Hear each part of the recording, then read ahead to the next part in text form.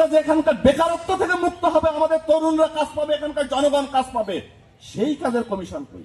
কোনো কমিশন নাই। তারপর এসে ওনারা বলে অন্তর্বর্তীকালীন সরকার দ্বিধার্থে একটা বাক্য বলছে, ডলার নাই, ডলার ফুরাইতেছে, আওয়ামী লীগ সব নিয়ে গেছে। আরে আপনি জানতেন না আওয়ামী লীগ সব লুটপাট করে নিয়ে গেছে? এটা তো আমাদের জানা কথা। তাহলে আপনার নতুন করে এসে আপনার তো বোঝা উচিত ছিল আমি যে এই সরকারের দায়িত্ব নিচ্ছি, এই সরকারটি আসলে একটা ভাঙচোরা দেশের আমি দায়িত্ব নিচ্ছি, আমার সাথে একমাত্র জনগণই আছে, আর কেউ নাই। তো এই জনগণকে তারা তুচ্ছ তাচ্ছিল্য করে দিলে আবার ডলার খোঁজা শুরু হইল। এই করে করে 1.5 বছরের মাথায় গিয়ে একখানা আমরা দেখলাম নির্বাচন হলো। নির্বাচন পরবর্তী সময়ে আর এক নাটক শুরু হলো। নির্বাচনের একটা মজাটা দেখেন। নির্বাচনের মজাটা কি? ওই যে জুলাই সনদে স্বাক্ষর করা না করা, হ্যাঁ ভোট না ভোট ইত্যাকার নানা কিছু। আমরা একটা দলকে দেখলাম, বিএনপি, অনেক বড় দল, এখন সরকারে আছে। এই দলটি নির্বাচনের সময় থেকেই জনগণের সাথে একটার পর একটা প্রতারণা করে যাচ্ছে। কেন এটা বলতেছি? তুমি একটা রাজনৈতিক দল, ভাই, আপনারা ভালো কথা, সেটা আপনারা আপনাদের মতো অবস্থান নেবেন। তারা কি কি আপোষ রাফা করেছে নির্বাচনে, সেটা তাদের বিষয়। ডিবেস্টেড তো আমরাও বুঝি না কি হবে।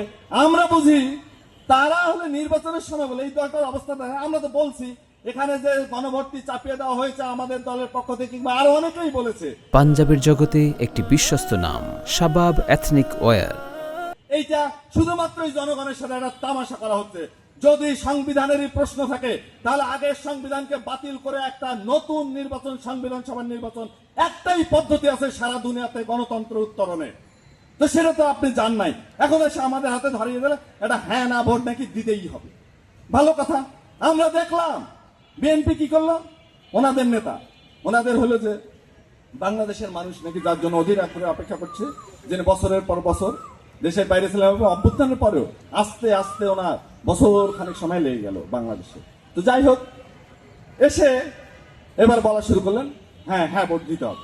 ভালো কথা, দেন আপনার, এটা অবস্থান হইতেই পারে, সেটা নিয়ে আমার কোনো কথা নাই।